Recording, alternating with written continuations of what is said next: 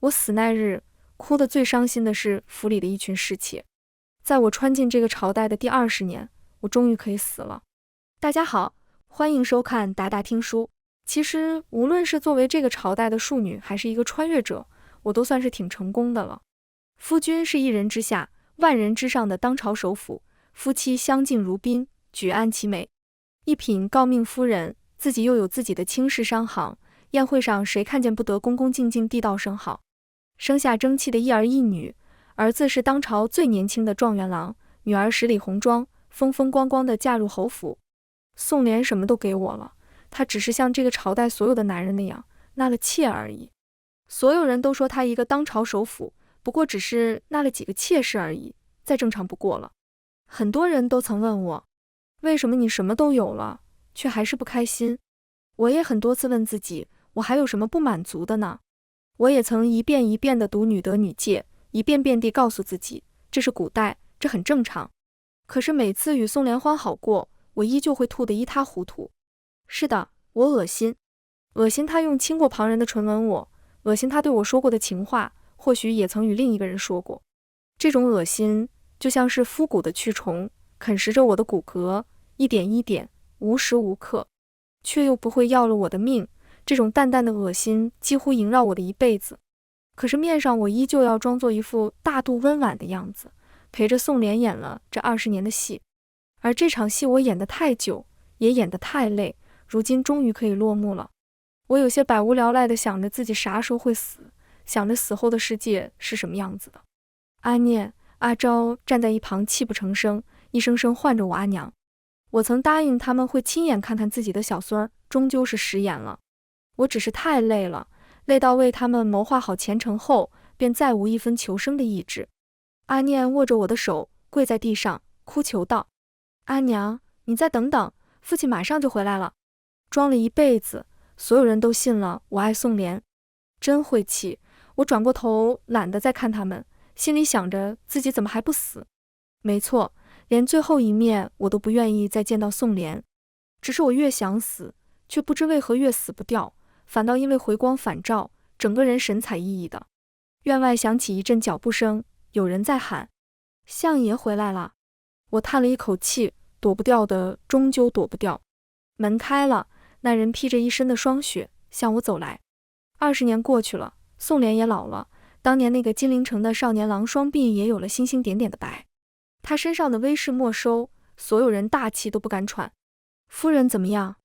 大夫哆哆嗦嗦地跪在地上，结结巴巴地答道：“夫人存了死志，脉象已经是油尽灯枯之象。”宋濂沉着脸，咬着牙，一连叹了几声好字。他转身将桌上的茶水掀了一地，沉声道：“都出去。”众人都退了下去，房间只剩下我和他。他握着我的手：“青青，你怨我吗？”我已经有点说不出话了，只是有些艰难地答道：“不怨。”宋濂笑得有些凄凉：“就连最后你都在哄我。”真是的，骗着骗着都成习惯了。我都要死了，结果竟然还不敢说真话。可是怎么不怨？在我怀着念儿7个月大的时候，我发现他在外面养了妾室。他多体贴，为了不让我伤心，连女人都只是养在外面。女人是曾经非他不嫁，甚至在我与宋濂成婚后，主动入了尼姑庵的沈瑶。一个非君不嫁，一个怜惜其情，好一对佳偶。我挺着大肚子走进了那个小院，将我能砸的都砸了。然后我拔出宋濂手上的剑，指着他，没有哭，只是这样静静地望着他。拿剑指着自己的夫君，放在这个朝代是要下狱的大罪。沈瑶站在一旁，完全被吓傻了。宋濂试图让我冷静下来，他解释道：“我喝醉了，沈瑶是无辜的，我不能当作什么都没发生过。”多可笑的理由，我忽然觉得有些可笑，也真的笑了起来。宋濂静静地望我，往里走了一步，刀缓缓往里刺进1寸。他神情痛苦地望着我，唤我：“青梅。”下腹突然一阵剧痛袭来，羊水破了。生阿念的时候，我难产了1天1夜。宋濂也陪了我1天1夜，握着我的手，任凭他的手被我咬得鲜血淋漓。在我身体刚能动的时候，我就将宋濂赶出了院子。那是我一生中最丑陋的时候，歇斯底里，心灰意冷。我们吵了无数的架，激烈的时候什么商人说什么。偶尔我总会想起那个眼睛亮晶晶的少年，他举着手，一字一句向我保证，我答应你，这一辈子只有你一个。我就此钻了牛角尖，怎么也出不来。刚开始，宋濂每天都来，从各地收集了好玩的玩意儿来哄我，结果都被我无一例外地丢了出去。他也曾想着与我亲近，我总是冷冷地避开，不望他一眼，只是自顾自地看着手上的书。有一次，他喝醉了酒，不管不顾地将我扔到床上，结果那一次，我拿香炉砸得他满头是血。那次以后，宋濂便没有来过了，潇湘院一片寂静。听说他将沈瑶接进了府里，两人每天红袖添香，好不快活。后来，宋濂又以言行无状收回了我的掌家权，我也乐得轻松。我只是待在我的潇湘院，守着我的一双儿女活着，就这样守一辈子。直到那天阿昭发了高烧，宋濂不在府里，丫鬟找遍了整个府里，却找不到一个大夫。想出去找大夫，却又找不到马车。阿昭烧得奄奄一息，迷迷糊糊地唤我：阿娘，阿娘，昭儿疼。走投无路下，我跪在沈瑶的屋外，切切地恳求她救救阿昭。沈瑶却从始至终从未出来。我跪在瓢泼的大雨中，忽然想到那年四姨娘死前曾经反反复复地嘱托我，女子的荣宠只能依靠在自己的夫君身上。四姨娘是我在这个世界的母亲，可是我只能叫她四姨娘，不能叫她母亲。那时我还不知道这句话意味着什么，只是迷迷糊糊地应了，心里还有几分不服气。怎么说，我也是一个接受了20几年女人要独立教育的新时代女性，怎么可以去依靠一个男人？直到我抱着阿昭在雨中走投无路时，我终于明白他的这句话。这个时代，女子只能依附男子。因为宋濂疏远了我，所以我连自己的孩子都护不住。所幸阿昭福大命大，熬过了这一劫。那天以后，我想通了，或许也没想通，只是认命了而已。我写了一首诗，诗中述尽哀怨委婉之情，托人送给了宋濂。那天晚上，宋濂时隔大半年重新走入了我的潇湘院。我穿着他最喜欢的那条绿色襦裙，在廊上等着他的到来。抬眼望着他，什么都不用说，只是一个劲的掉眼泪就够了。和我预想的几乎没有差别。宋濂将我搂在怀里，他轻声细语地安慰道：我会永永远远对你好的。他这样保证道。朝堂上呼风唤雨的太傅，那晚甚至有些许梦浪。他一寸寸吻遍我身体的每一处，像是在对待什么稀世的珍宝。他让我唤他名字，就像是过去一样。于是我一遍遍地唤，他一遍遍地应。我笑意阑珊，温柔似水，却在离开时扶着院内的梧桐，吐得一塌糊涂。因为害怕自己会再怀孕，我索性用一碗藏红花绝了这个可能性。那天以后，我们似乎又回到了曾经蜜里调油的日子。沈瑶受了家法，被扔到了尼姑庵中，她是真的要与青灯古佛长伴一生了。后来我就给宋濂纳了妾，妾室是我细细挑过的，温柔多情，善解人意又多才多艺，诗词歌赋，人生理想，她都可以陪她聊。可是那天宋濂却发了很大的一场火，盯着我的眼神冷得像块冰。你可真是我的好夫人。他语气满含讥诮，我只是有些疑惑地看着他，说我善妒的是他，如今不开心的也是他。男人心，海底针。我以为是我挑的这个侍妾不好，于是又替他挑了几个，环肥燕瘦，活泼的，宁静的，妖冶的，各个款都有。那天宋濂望着我的眼神很奇怪，不过他最终什么都没说，当晚就歇在了新的妾室那里。后来府里的人丁一天天兴旺起来，我也有了很多庶子庶女，他们都叫我母亲，每日都向我请安，我也笑着应好。可是府里的庶子庶女每天向我请安时，我都忍不住想，这些是我的丈夫同旁的女人亲密的证据。无论来这个朝代多少年，我依旧无法适应。人人都道我是个慈善的长家娘子，府里无论庶子庶女，我都从不苛刻，尽心尽力替他们谋了一份好前程。只有我知道，我每次望着他们时，心中泛起的憎恶。我憎恶宋濂，所以我也憎恶他们。如今我终于要死了。我从来没有见过宋濂哭过，这是我第一次看到他红了眼眶。他退下自己手上的佛珠，不顾我的反对，自顾自地给我戴上。我特意去青城山求的，禁食3天，好不容易才求得的。上穷碧落下黄泉，无论你去哪儿，我都会找到你。你我本该生生世世都做夫妻的。我生命中最后一点的力量，是努力将这串佛珠挣脱开来。看着他，我有些艰难地说了这20年来难得的一句真话：宋濂，你与我生生世世永不再见。佛珠落在地上，发出清脆的错落声。我厌恶地看向眼前的男人，有些艰难地说道：平白脏了我轮回的路。然后我就一命呜呼了，死前耳边环绕的是宋濂的悲鸣。这一辈子，我是阿昭、阿念的母亲，是宋濂的夫人，是宋府的当家娘子，唯独不是我自己。人间太苦，下辈子我不想再来了。话刚放出去，结果下一秒看见20岁的宋濂站在我面前，目光沉沉地望向我。青梅，你想要的太多了。我怔怔地望着少年宋濂，他垂眼望我，满眼不解。不过只是奴仆而已，就算我以后有了妾室，也绝不会威胁你的地位。只有地位最低下的庶民，才会只有一个女人。我皱着眉头，并没有说话。少年生气地拂袖而去。如果我没有记错的话，现在应该是明成3年。宋濂为了娶我为正妻，在祠堂跪了整整3天，好不容易老侯爷才松了口。他兴致勃勃地来找我，结果我却还想要他只有我一个人。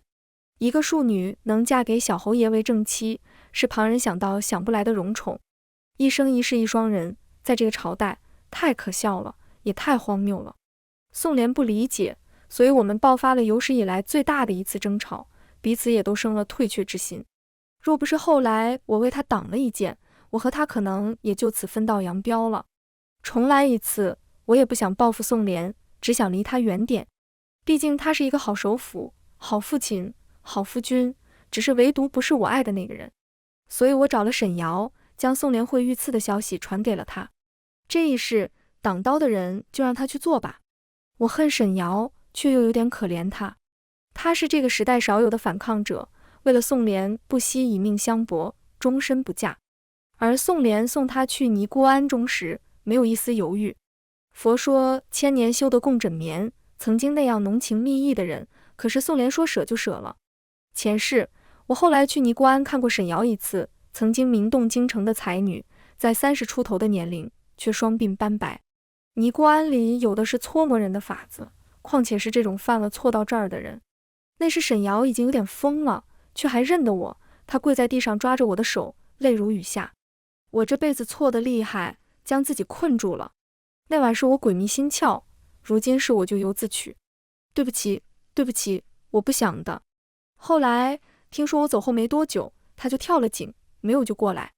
沈瑶的死讯传来的那天，我认真观察过宋濂的神情，他皱了皱眉头。沈瑶花了一辈子爱的人，最后只是皱了皱眉头，再没有提过他一次。上一世，他已经为他的错误买了单。一码归一码，重来一次，我决定成全他。少女沈瑶看着我，满脸不爽，充满敌意地问我：你来干什么？我懒得多说，只是淡淡地道：下月的赏菊会上，有人要刺杀宋濂，你替他挡一刀，以救命之恩为由，你会得偿所愿的。沈瑶看着我，眼睛缓缓地瞪大。我看着好笑，想想也不过是15、16岁的小孩，于是又补了一句：小心护好自己，别傻乎乎的被人弄死了。我本来是不想去赏菊宴的，上一辈子宴会上死了不少人，上面的人斗法，伤的全是底层人的性命。但长公主殿下特意提了我的名字，我便不得不去。宴会上，我兢兢业业地蜷缩在角落里，眼观六路，耳听八方，准备及时逃离。宋濂的位置在长公主旁边，她喜穿红衣，懒懒地倚在位置上，便惹得无数少女暗送秋波。按照常规，她会有一个温婉大气的嫡妻，在那几个红袖添香的小妾。我与她本就不是一路人，只是我被迷了心窍，这才拼尽了一切，冒险一搏，求一场圆满。恍惚间，四周已经乱了起来，无数刺客从四面八方来，大家开始四散逃开，而我是跑得最快的那个，今日我特地穿得轻巧，这时候就看出丽出来了。逃跑的路上，我碰到了沈瑶，四目相对，又适时离开。她是那样坚定无畏，就好像曾经的自己。趋利避害本就是人的天性，但前世实在是太喜欢宋濂了。于是我逆着人流往最危险的地方去，身体比脑子先反应过来。那刀刺的险，再偏半分，我怕已经死得透透的了。我高烧了好几天，大夫都换了好几波，索性熬了过来。只是那个伤口，每到阴雨天时，依旧疼得厉害。情动之时，宋濂总喜欢吻在那道伤疤上，然后唤我亲亲。那时我以为为自己谋了个好前程，却原来不过是孽债一场。自此，桥归桥，路归路。回到家后，我开始替自己谋划起了这一辈子的人生。无论发生什么，日子总该好好的过。就像我外婆常说，好好过是过，不好好过也是过。上一世刚穿到这个世界时，我野心满满，想要改变这个朝代。后来才发现，只是让朝代不改变，我已经是一件很不容易的事情了。被关了几天，差点被弄死后，我学乖了，成为一个普通的京中贵女。但总有些底线是不能接受的，比如绝不和别的女人共享一个夫君。找个好拿捏的夫君，不管他愿不愿意，我都有把握让他一辈子不纳妾。再凭借前世经商的经验，平安富贵一辈子总不成问题。原身的主母是个厚道人，替我相看了几户人家，让我自己选。古代女子的第一道鬼门关，所选非人，搓磨一生；所选良人，平安顺遂。我相中了京中一户姜姓商户人家，家境殷实，只是没有官身。姜家少爷因为为父守丧，耽误了3年，这样算来，今年已经籍贯，至少成年了。况且我嫁过去算是下嫁，提个不纳妾的要求，应该不难。只是人我还得见过一次，打听到姜家少爷姜承安每天出门会走的一条路。我收买了街边的乞丐，人一来便挡在了面前。行行好，我家孩子生了病，求你行行好。很拙劣的演技，只要仔细一看，就会看到怀中抱着的孩子面色红润。我躲在马车上观望，姜承安微微皱着眉头，蹲下去解下自己的披风，替孩子披上，又东摸西摸，连着钱包都给了乞丐。我就这些了，替孩子好好瞧瞧。语气中还有愧疚之意，身旁丫鬟笑了笑。姑爷是个良善之辈，小姐可以放心了。他又促狭地望了望，姑爷生的也好看。第二关拜托的是怡红院的姐姐，她见到人就娇笑着迎上前去，将人围住。少年被女子围在中间，脸刷的一下就红了，不知所措地愣在中间。我还在守孝，姐姐万万不能。确实是不熟悉风月场合的人，我放下了车帘，淡淡吩咐道：买了母亲要用的东西，便回去吧。干干净净的少年，脑子不太好，但胜在心性善良。家中就他一个儿子，婆母行事利落，名声很好，也不拘着女人在外行事。若是我嫁过去了，可以继续经商。于是就这样定下来了，一切都是加紧办的。趁如今宋濂还在外地，京中如今盛传沈瑶以命相护，是个痴情的人，他却不知为何这时南下巡视去了。等他回来时，木已成舟，他对我的一丝执念也该散了。不过是少男少女之间萌生的几丝情愫，若不是我以命相护，早该了结。朱雀街上无人知晓处，一顶喜轿敲锣打鼓地入了姜家。我静静地坐在床上，等着姜承安的到来。第二次结婚，心态大不相同。前世我是那般羞涩憧憬地等待着宋濂的到来，如今烈火焚过，只剩下一地灰烬。婚姻只是婚姻，而非爱，只有不爱才会不渡。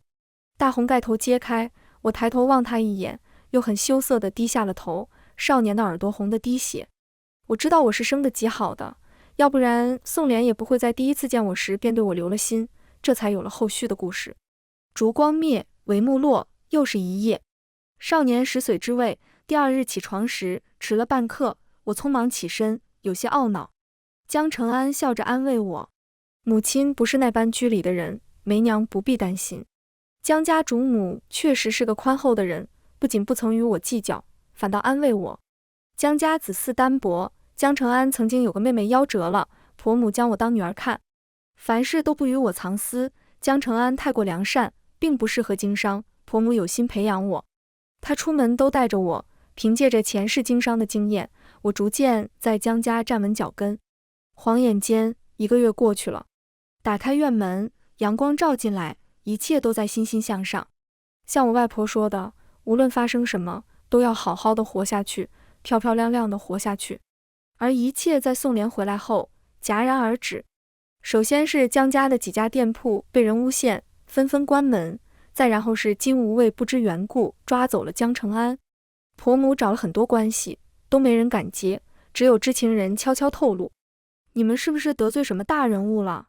商不与官斗，不过是一个商户，任何人都可以将你碾死。我的心忽然停了一拍，算了算，宋濂也该回来了。只是我想不明白，没有救命之恩，他为何依旧对我耿耿于怀？想了许久，我只能认为是因为我损害了他的尊严。毕竟像他这样处在象牙塔尖上的人，无数小娘子为他茶饭不思，而我短短几个月就嫁了人，断得如此利落。江家对我很好，不应该因为我的缘故受此灾。离开江家的那天，婆母的房间还亮着灯。我推门进去，婆母抬头望我，转过了头：梅娘，民不与官斗。我低头垂眸，应道：我知道的，媳妇走了，用家里的马车吧。多谢婆母。屋子安静下来，只听到悠长的叹息。我转身离开，我与江家的缘分到此为止。门吱呀一下关上了，马车往前行驶，江家小院的光逐渐消失。许久，马车停在了一扇厚重的红木门前。侯府。我轻轻叩了门，里面有声音传来：来人姓名，江家少夫人。于是门缓缓开了，有丫鬟提着灯在前面引路：姑娘请往这里走。直到一扇竹门前，婢女行了礼，退了下去。书房重地，旁人不得入内，姑娘自便。我深吸了一口气，推开了门。宋濂懒散地倚靠在榻上，一身玄色的赤金袍，初显威严。我低眉搭目，不语，只是听着脚步声一点点朝我逼近，直到视线前出现一双皂靴，我感到有视线自上而下的缓慢地审视着我。许久，一双手扼住我的脖颈，将我压在柱上。他强迫我望着他的眼睛，一双充满戾气的眼睛。青青，你怎么敢？怎么敢的？我直对着他的眸子，语气和缓，试图安抚他的情绪。小侯爷，民女不过只是一介庶女，又好妒，担不起小侯爷夫人的名号。而人一旦妒，就会失态，成为无比丑陋的妇人。与其等到日后相看两生厌，不如分开是好。江家不知你我的事，放了江承安，好吗？不知是哪句话惹了他的怒气，扼住我脖肩的手蓦地收紧。有那么一瞬间，我以为自己要死了，可是他终究是松开了。我弯着腰大口喘气，宋濂语气寒凉：你我数月不见，青青就要为别的男人在我面前求情吗？我静静地望着他，他也这样静静地望着我。许久后，我笑了，解开外衫，素色衣袍悄然落地，语气中多了几分媚。不过是残花败柳之身罢了，小侯爷要是感兴趣，切不会拒绝。宋濂的神色逐渐变得幽深起来，他冰冷的手落在我赤裸的肩颈上。我有些自嘲地笑了：男人啊。宋濂在这时看到肌肤上的痕迹，红得扎眼，一小块一小块映衬在如雪的皮肤上，不难想象，那是多少个浓情蜜意的夜晚。像是一把火在胸中烧，烧得五脏六腑都疼，无法宣泄。他眼中的戾气一点点加深，升起一种想要将一切都毁灭的欲望。直到宋濂听到几丝嘤咛声，痛，他这才发现，不知什么时候，他手上用了力，于是新的红痕覆盖在旧痕迹之上。他生了妒意，原来这就是妒啊，6出之一的妒。从前他不能理解为什么我竟想着独占他，那是多么可怕的想法，所以他狠狠训斥了我，差点一拍两散。而今降临到他自己身上，却发现妒竟是这样难熬。我只觉得眼前男人的神情格外落寞，许久听见他阴哑的声音：青青，你是我的，剩下的都不重要。他转身离去的背影佝偻了许多，我听见他说：江承安我会放的，青青不要担心，只要好好准备当你的新娘就好。此后大概1个月的时间，我都没有见到宋濂。府中的人将我看得很紧，似乎是怕我逃离。再次见到他时，他已经替我安排好新的身份，将军家的庶女。我坐在铜镜面前，宋濂站在我的身后，轻轻替我拭去不知何时流下的泪水。青青，你只要知道你是我的就行。20岁的宋濂，眉眼间还有几分青涩，只是已经依稀可见前世的威严。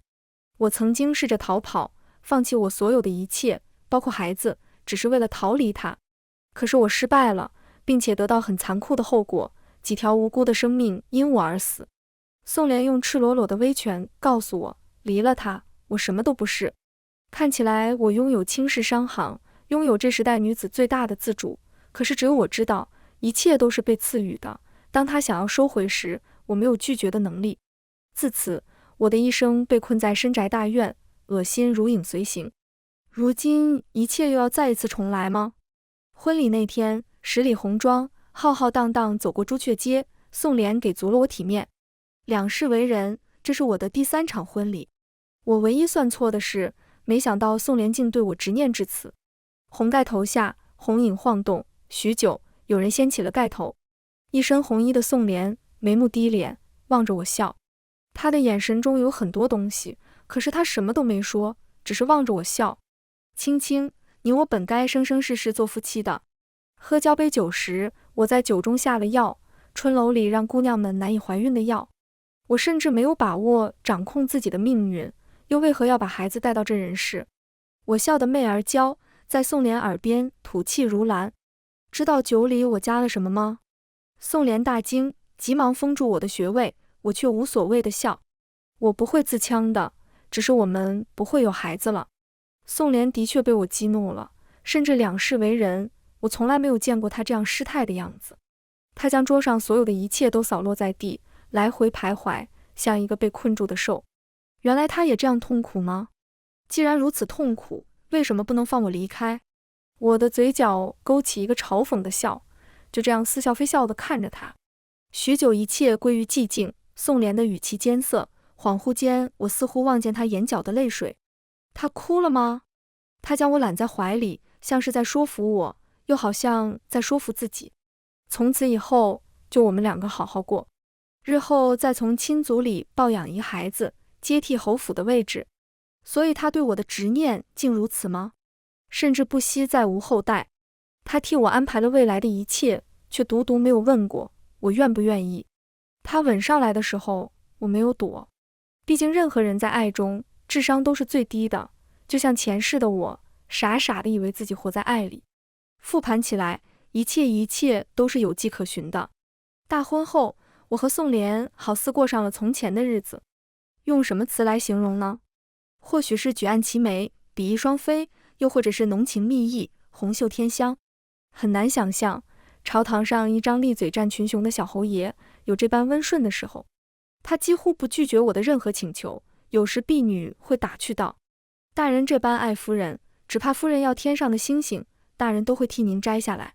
宋濂母亲送来几个美人，他也通通都打发了。沈瑶也嫁人了，对象是京中新贵，宋濂将她收为义妹，赔了丰厚的陪嫁。嫁人前，他来拜访过我一次，眼神中都是艳羡。你知道他是怎么对我说的吗？我静静抬眼望他，不置一词。他说这辈子他只要你一人，旁人再入不了他的眼。他眼角带泪，他可以把这条命给我，但他也给不了我要的爱。所有人都告诉我，宋濂爱我，毕竟为了我，他可以连命都不要啊。多可笑！直到现在，我忽然意识到他爱我，他爱我，可他依旧背叛我，这就是宋濂的爱。在宋濂撤去我身旁随侍的人时，我想或许是时间了。两世为人，我唯一的优势在于我知道未来会如何发展。宋濂终究会成长为一人之下，万人之上的宋丞相，而唯一能够压他的只有皇权。我知道未来继承皇位的是3皇子，而宋濂原本主义的是7皇子，而这变成了他们日后一根去不掉的刺。明君贤臣的背后是数年的彼此牵制。明成3年，帝出宫游玩遇险，宋濂救驾有功，封赏无数。那天，我在香炉中加了安眠的成分，趁着宋濂还在睡时，悄悄去了郊外的寺庙。三皇子登基早，少年天子，性子中还有些玩心，悄悄出宫巡查，差点掉进山崖。凭借前世的记忆，我寻了好久，终于寻到了他。一切都像计划中的那样进行。醒来后，他问我要什么封赏，我行了一个礼，恭敬答道：民女愿留在陛下身边。他愣了愣，笑得有点幸灾乐祸。你说这话，宋濂知道吗？我也笑。殿下需要一把刀挟制宋濂，而我便是那把刀。他的神色严肃起来。理由？因为他爱我。我给陛下看了一场戏，一切都是刚刚好的时间。在利刃破空而来时，宋濂毫不犹豫地挡在了我的面前。刀刺进身体里，血液一点点流出，染红了月白色的长衫。我替他挡一刀，他还我一刀，我们俩也算两清。宋濂养伤的时候，封赏的旨意下来了。因为我的身份本就是假的，于是换回我原来的身份，反倒让这件事行得更为方便。皇帝允我尊位，却不拘我在宫中，毕竟相比一个女人，一个能够保证她粮草充足的商人于她更有利。我离开京城的那天，被半幽禁的宋濂拼了命地赶了过来。